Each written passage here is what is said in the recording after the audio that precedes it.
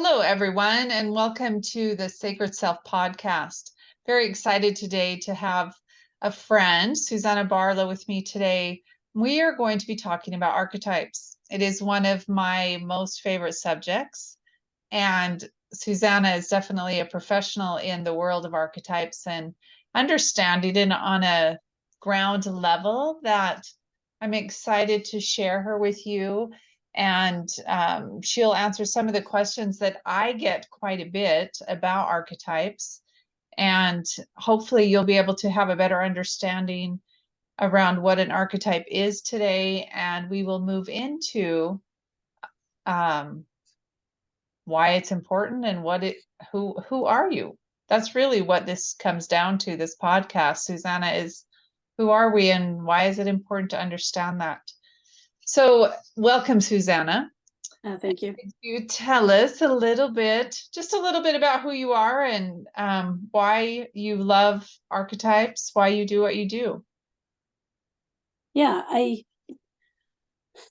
got into archetypes kind of by accident, just because I was so fascinated with the idea of symbols and dreams and all things kind of mythical. I've always been a huge lover of fairy tales and fables and that sort of thing. And it lends itself really nicely to the study of archetypes, because most of those familiar stories that we know we can hear the same story over and over and over again is because it's filled with archetypes. It's the archetypal story that we don't mind hearing on repeat. The bedtime story that you wanted your mother to read to you every single night when you're a child. The movie you'll rewatch over and over and over again. There's an archetype in the story that has captured your imagination, and you just want to see it in action over and over again. And you never tire of it. And it's likely that it's showing you something about you.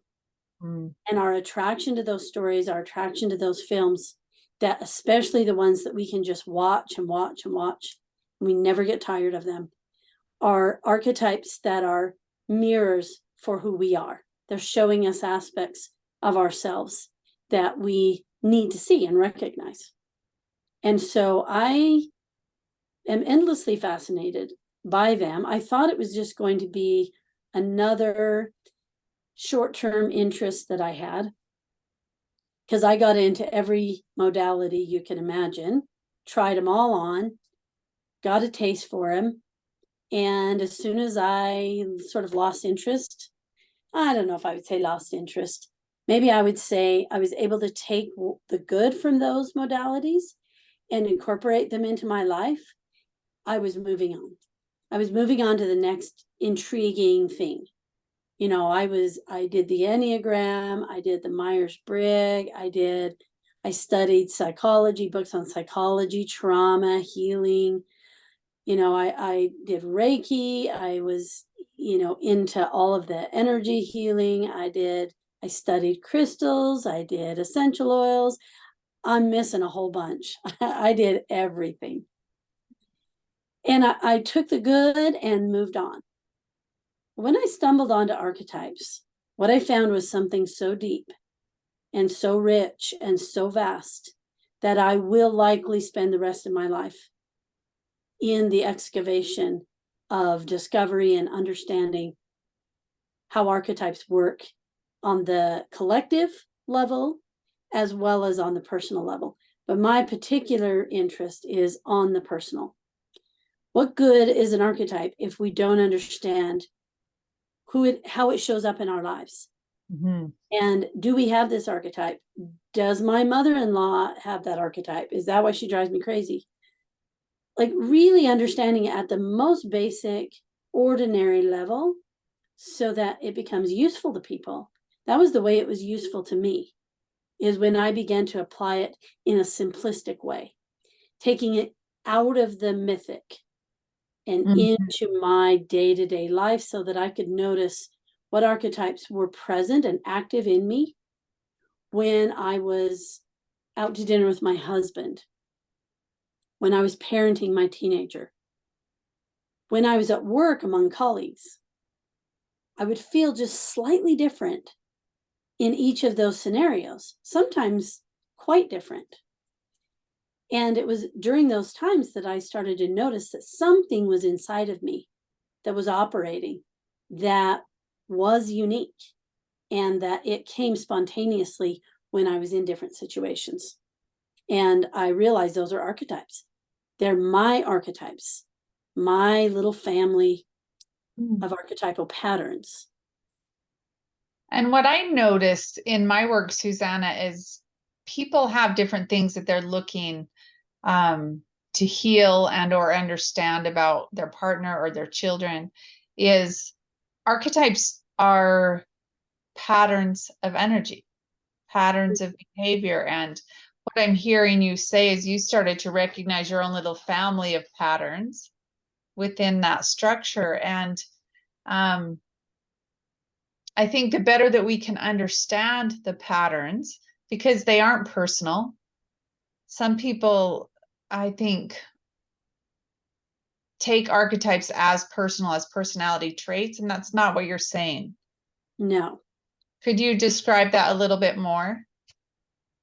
Right. So one of the ways that I will describe archetypes is there are a group of characters or costumes, even, you might say, behind a stage. Mm-hmm. And when you're born, you go backstage and you can open the big trunk and you can look at your costumes. Now, everybody has a different group of costumes, a different selection of costumes, and you don't get them all. You can't have every costume ever created by humanity. You just have a little selection. Maybe it's by random, maybe not. Who knows? But I like to think of it like there's all these costumes behind the stage. And as you begin growing up, you'll find yourself facing challenges, any kind of challenge in life. And of course, childhood is no exception when it comes to difficulty. So the first archetype will present itself when you're confronted with your first challenge, your first struggle, your first fear, your first uncertainty. And you'll go, metaphorically speaking, to that chest of costumes and say, who can help me? Who can help me survive this situation? And it's an unconscious, Totally unconscious kind of thinking. It isn't something that we try to process through. We just know that that's the one that would help us. Right. It happens intuitively and totally unconscious. And so you take on what's available and you begin to embody that. And as you embody it, the archetype animates itself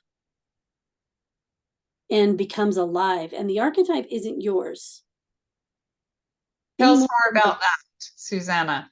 The costume isn't you. The costume can be worn by anybody, many different people. It's just the ones that you've been given. It's the package you were dealt when you were born. So in a way, it feels like personality because you can wear it like a hat or don it like a suit. But it really is separate from you because these costumes were created by our collective patterns.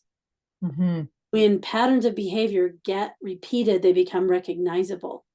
Or there are certain experiences we have around certain situations that happen over and over and over again. They develop as archetypes. And then we have access to a select group of those archetypes, and we're able to take those on. So, for example, I was not a very playful child. I don't think I had a trickster. A trickster is an archetype trickster. Yes. Yeah. So when I was looking through my costumes, and I'm like, who can help me be fun and playful? Because that's going to get me attention. That's going to help me engage with my siblings. So who's in here that can help me with this? Well, and I found that I had more of an artist. So I put on the artist costume. I awakened the artist archetype in me. And I was able to have fun, watercolors, painting, drawing pictures. And I really got a lot of joy and pleasure. And when I wanted to play, that I would go straight for the coloring books and those sorts of things. Whereas I had other siblings who wanted to roughhouse, and each kid had their own way of playing because it was limited to this set of archetypes that they had. Mm-hmm. Just like we're limited in our personalities. It's like not everybody's laid back. That's okay. Right. That's just who you are. So similarly, you have a set of archetypes that are yours, these costumes, so to speak.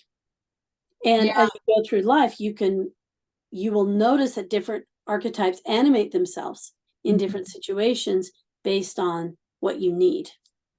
Absolutely. And it does come in. As you were talking and growing up, it made me think of, I definitely have the rebel archetype. Growing up, I recognized,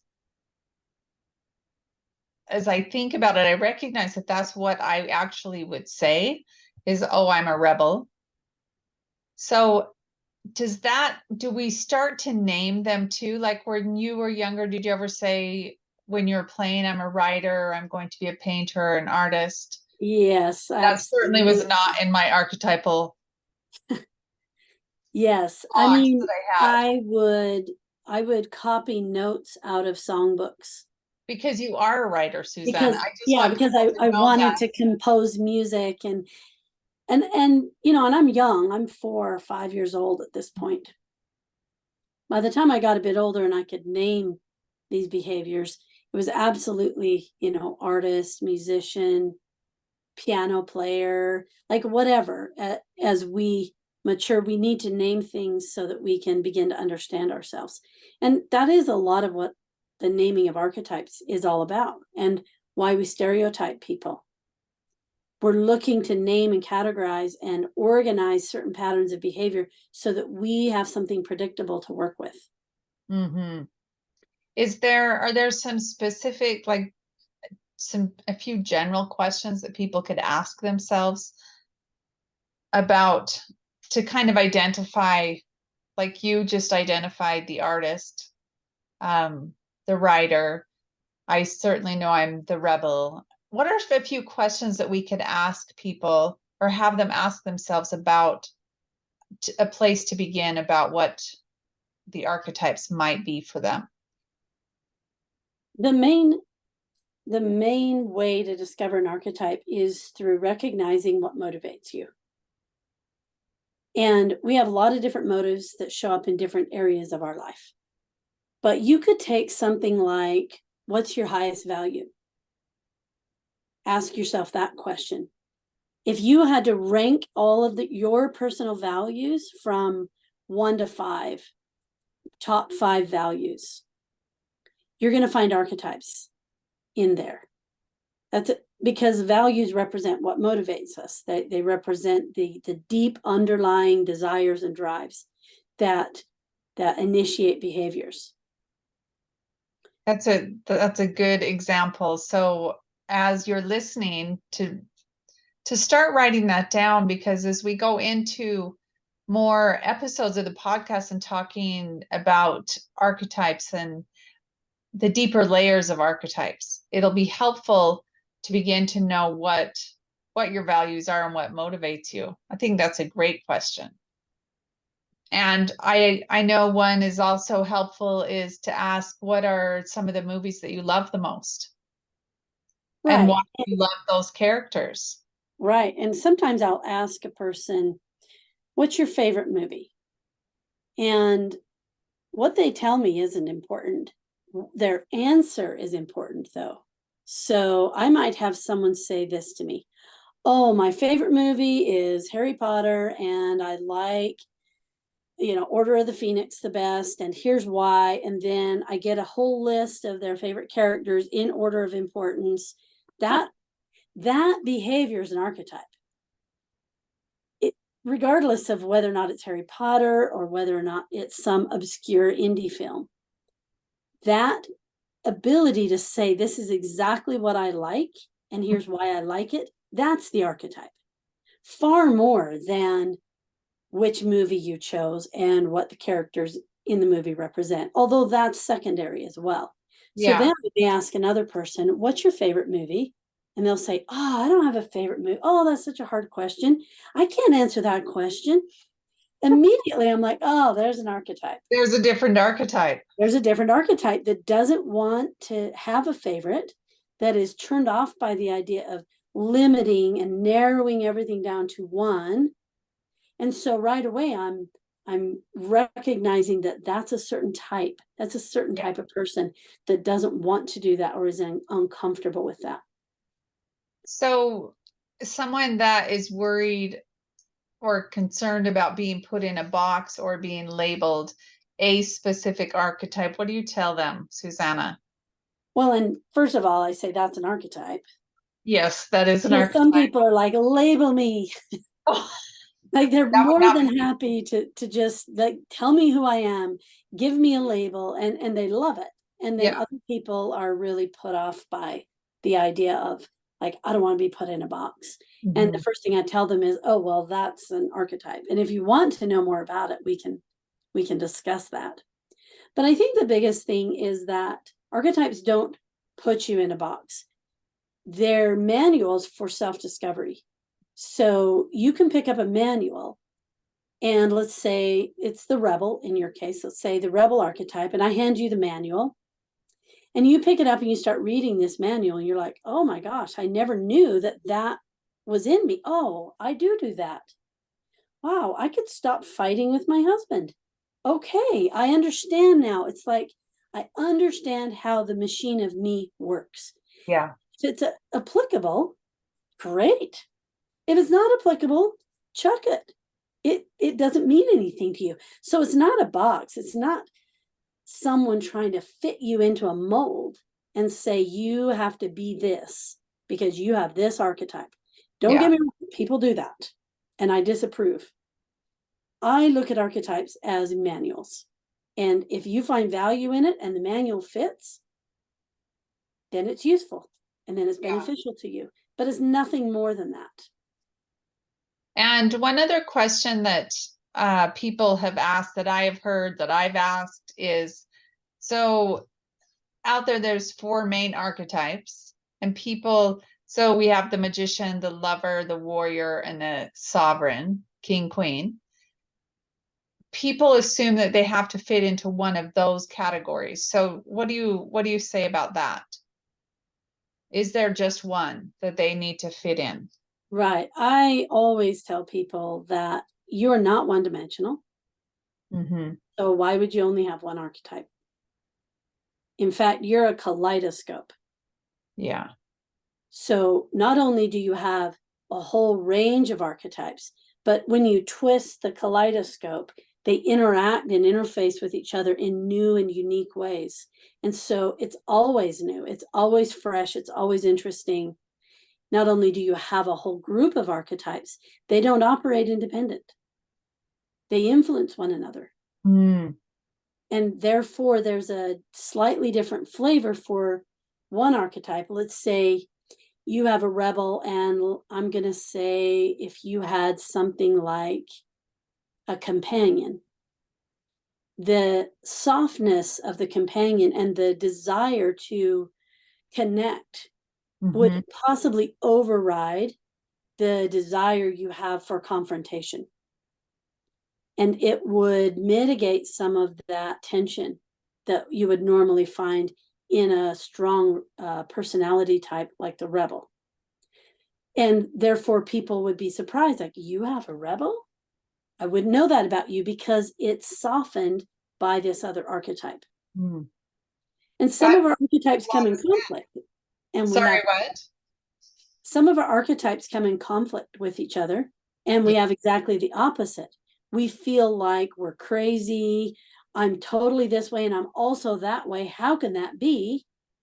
Well, you just have 2 archetypes that don't get along. And so as you begin to learn, which you'll be teaching us, as you begin to learn and notice some of the nuances of that it's those patterns, we can step back and take a look at them. Yeah. And instead of reacting to have more information to decide what we're going to do or how we might respond. Oh, yeah. And if you understand that every archetype has a light and a shadow pattern, and your awareness is key to operating from the light side of it, then you absolutely need to know these things. The more unconscious you are, the more that archetype operates on default. Yeah. And unconscious also, just so people are clear, is the shadow piece, the part that we Right. can't see or we are blind to. It hasn't been brought to our awareness. Right. That's all that Yep. means. That's all it is. Yeah, which I think is helpful too. There can be a lot of mystery around shadow and light, and it's really not that mysterious, other than it is parts of us that sometimes takes some excavation and some tender hearted awareness around those parts of who we are. Right. And it's important to look at yourself holistically, that you can't have light, and this is true scientifically speaking, without that light casting a shadow on every object that it touches. And we can't just isolate the shadow and throw it away No. and only have light. Yeah. Right. It has its use. And if you want to think about your dark side, to use a Star Wars term, then it's best if it stays within. And the dark side can only operate internally if we're very, very aware of it, of those patterns. Mm. So the light is externalized, the shadow is internalized. That's a good way to describe that. Thank you. Yeah. And so as we move into the world of archetypes with you, Susanna, and this will be on a very personal level that I think every individual will be able to go, oh, that's who I am, versus having so much information that it can become overwhelming and you just throw the papers away and go on to the next thing. Right. Our intention is to keep this because it is complex and there's also a simplicity about it. It's so easy to spot other people's archetypes. Yeah. And I think that's usually a great starting point, is as we go through the different archetypes, you may, as a listener, find yourself saying, oh, I recognize my brother there, or that is exactly like my great Aunt Bertha. She does that, has always done that. Or my son or daughter behaves that way. I didn't know that was an archetype. I just thought they were acting out, or I thought they were, whatever the reason that we apply. So it can be really useful in illuminating other people's patterns. And it's easiest to recognize archetypes that way. In fact, we're probably already labeling the people around us, and we don't realize that there is a full, complex pattern behind that label. And to understand that, to unpack that, will give you such an appreciation and a deep sense of knowing of the other just by looking at the archetype. Well, I'm so excited to dive into this more with you, Susanna. And I invite everyone to listen to the first series that we will have coming up. Could you tell us a little bit about what you'll be teaching in that, Susanna? So in our next session, we're going to go over I call them masculine energy archetypes. And that only means that the dominant energy that motivates is the masculine side. And so we're going to go over 4, what I call grand families of archetypes. And in each one of these families, there's between 8 and 10 individual expressions of that archetype. Now, each grand family is motivated by something very specific. And so we'll go over the motivation for each of those families and maybe give a little snapshot of some of the archetypes that live in that family, and hopefully help people begin to get a sense of what an archetype looks like, how it operates in a snapshot Yeah. approach. Well, and I do think that's what you're so excellent at, Susanna, is seeing and identifying the snapshots for people. Because even the simple questions of what are your values, and then you're able to pinpoint the archetype in Right, that, and even how people right, answer the question. So I think that it's a great way to get your feet wet into this world of archetypes.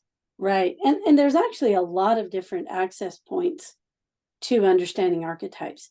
You can look at anything from the dominant color in your closet will point you to an archetype, your favorite vacation spot, Mhm. or if you like to vacation, Also an archetype, yes. also an archetype. You know, everything from the magazine you pick up at the doctor's office, the color of car you drive, the type of car you drive. Is it a car? Is it a truck? Is it electric? Is it hybrid? Is it, you know, all of that? Do you have decals on your vehicle? Like every single thing that a person uses to express themselves is connected to an archetype. Fascinating. It's fascinating. And I think we as human beings are fascinating. Absolutely, endlessly fascinating. And we're so dynamic, and the change is constant. And what And I we're love, always evolving, and yes, archetypes will evolve with us. Our archetypes don't change. We don't lose archetypes. We don't pick some up and drop some off as we mature in age. They evolve with us. We're part of the evolution of that archetype. We bring our unique soul to the development of that archetypal pattern. And it changes its expression based on how we use it, so to speak. Imagine that costume again. Imagine if you wore it every day for a lifetime, or at least on and off throughout your lifetime. And at the end of your life, that costume was slightly different. It had your unique mark on it. The color was a little bit changed. The shape was just a tad different. And then it's inherited by another person, often your children or yeah. grandchildren. And then they take that and then they express it and they use it, and it takes on a slightly different look. Mm. And over generations, the archetype evolves. And does the evolvement, so it's growing. So say it's an inherited gift from a family member. Mm-hmm. I'm assuming it continues to grow as people, as we could recognize it as a parent, Right. show your child It's and give them alive. opportunities to Right. make it grow. The archetype is alive. You're collaborating with an entity. I mean, that sounds weird, but that might be a clearer way to put it, is that it's like its own psychic energy, Yeah. independent of us as individuals and souls. And when you come into contact with that, you help evolve it. You help change its nature in small but meaningful ways. Specifically to you, which Right. is, And you can look at it collectively, though. For example, culture changes archetypes, but it happens at the individual level. So take an archetype like the nerd, which didn't exist particularly until the modern age. mm-hmm. Maybe there's versions of the nerd if we go back in time. The further back in time we go, though, the more derogatory it is. And what's happened with the advent of technology is the nerd has become more valuable. Mm-hmm. That's why And we're on the podcast. Thank you, nerds. That's I right. married a nerd. I'm glad.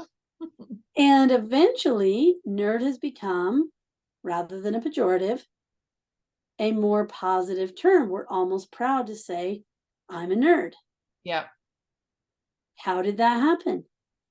Well, all the individuals who had this archetype began to evolve it, not alone, not in isolation, but with the influence of society, culture, and where those cultures are heading, and what the culture values, what the collective values, also helps shape the development and evolution of the individual archetype. That's such a good example because it has changed that much. In a very short period of time, Yeah. whereas we normally have to wait, 10 generations to see a dramatic change in an archetypal pattern like that. Hmm. Well, yeah, now we can watch it live as we all evolve in this world of technology that we're part of. Right? No matter what we think we might, if we want to or not, it is part of our world right now. Right. And all the archetypes are evolving. So I guess that's what I mean. Like you're a participant and a collaborator in the expression of these archetypes. Which I think is really exciting. Yeah. Yeah. And if we can understand ourselves better, hence the archetype grows. Right. And changes and improves. Well, it's exciting, Susanna. I'm happy that we're going to be talking again. So please tune in with us and feel free to ask questions and subscribe. And we will continue our conversation next time about the masculine. I guess the masculine family of archetypes is what you called it. Mm-hmm. Yeah. Families. Families. So that will be a wonderful discussion. So thank you so much, Susanna. You bet. I'm looking forward to it. Me too. Thank you.